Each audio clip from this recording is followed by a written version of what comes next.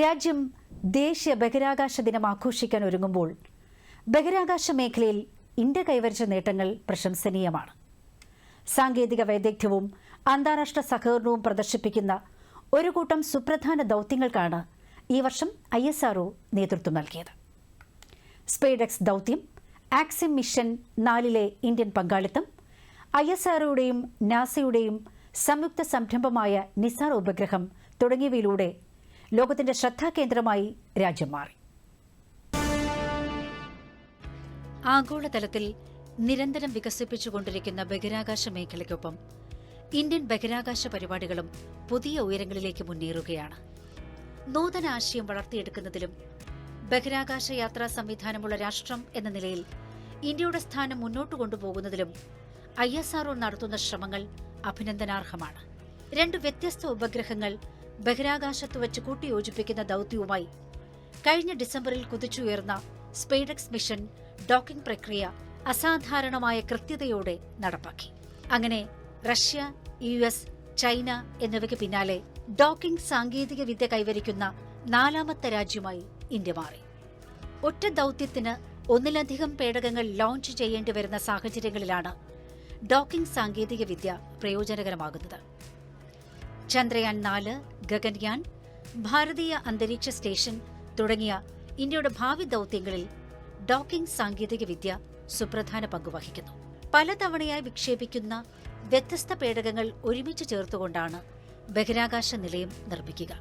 ആഗോളതലത്തിൽ ബഹിരാകാശ രംഗത്തെ ഏറ്റവും വിശ്വസ്തരായ പങ്കാളികളിൽ ഒരാളായി രാജ്യത്തെ മാറ്റാൻ ആക്സിം മിഷൻ 4, നിസാർ തുടങ്ങിയ ദൗത്യങ്ങൾക്കായി നാസയും സ്പേസ് എക്സും ആക്സിയം സ്പേസും ISROയും ചേർന്നുള്ള ദൗത്യമായിരുന്നു ആക്സിയം മിഷൻ.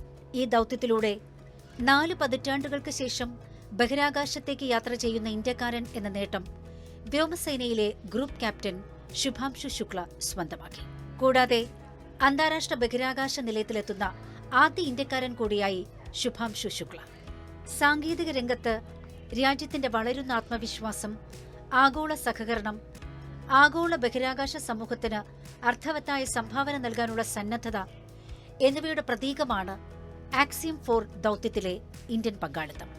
ആക്സിയം 4 ദൗത്യത്തിൽ നിന്നുള്ള വിവരങ്ങൾ ഗഗൻയാൻ പദ്ധതിക്ക് കൂടുതൽ കരുത്തേകുമെന്നാണ് ISROയുടെ വിലയിരുത്തൽ. ഇന്ത്യയും അമേരിക്കയും തമ്മിലുള്ള ബഹിരാകാശ സഹകരണത്തിൽ ഒരു പുതിയ അധ്യായമാണ് നിസാർ വിക്ഷേപണത്തിലൂടെ രചിക്കപ്പെട്ടത്.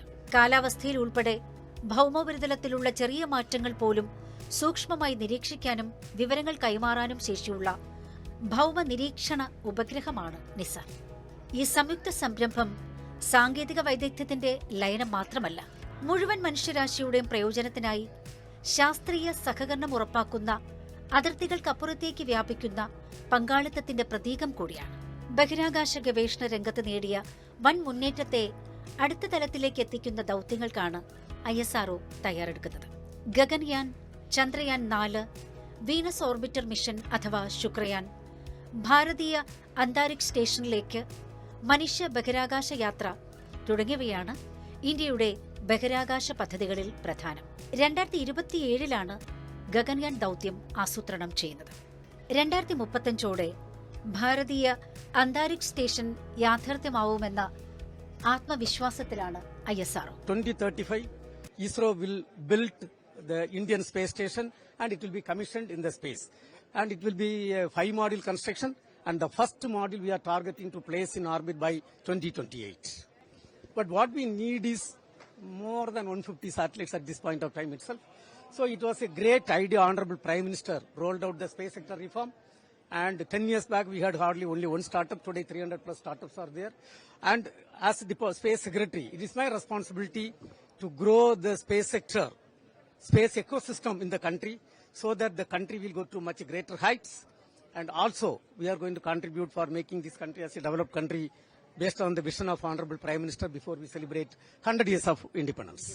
ഈ വർഷം ISROയുടെ ബഹിരാകാശ ദൗത്യങ്ങളിൽ ഏറ്റവും ആകാംക്ഷയോടെ രാജ്യം കാത്തിരിക്കുന്ന ഒന്നാണ് ഗഗൻയാന്റെ ആദ്യത്തെ ആളില്ല പരിക്രമണ പഥ ദൗത്യം.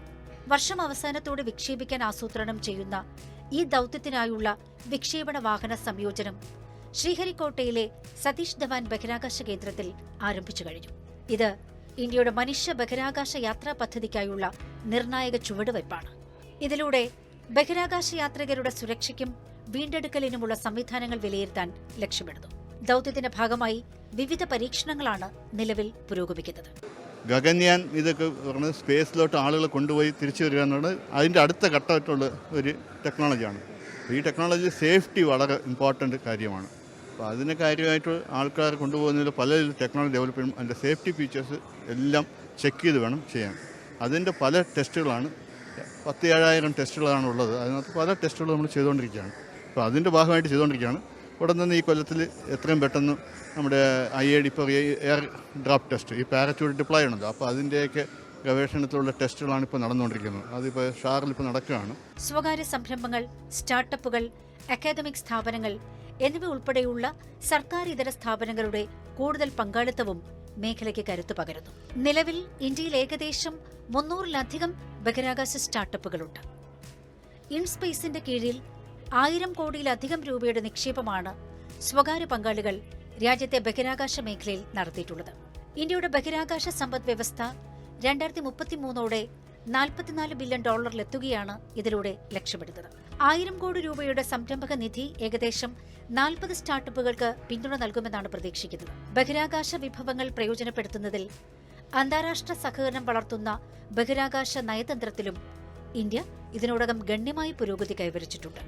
അന്താരാഷ്ട്ര പങ്കാളികളുമായി സഹകരിച്ചുകൊണ്ട് സ്വകാര്യ ബഹിരാകാശ വ്യവസായത്തിന് വാണിജ്യപാത സൃഷ്ടിക്കാനും ഇന്ത്യയ്ക്കായി.